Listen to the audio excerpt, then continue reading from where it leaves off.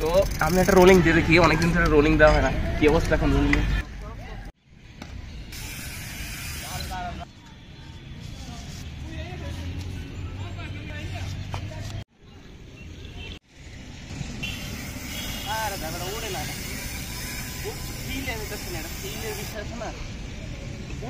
কেমন লাগে থাকে না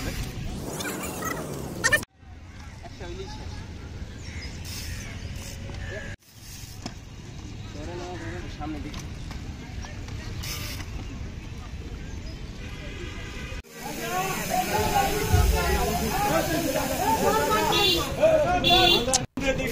এগুলো নৌকা জাদুঘরের উপরের পাখাগুলা নিয়ে জানি করে রাখতেছে।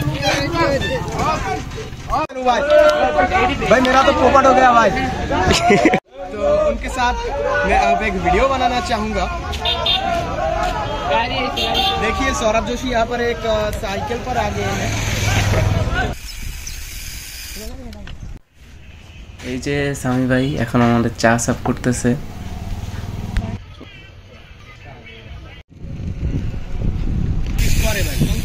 সাইকেল নিয়ে বরং তেমন কেউ কিছু করতে আছে।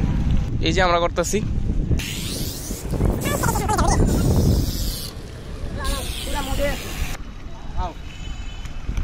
ল ল ল ল ল।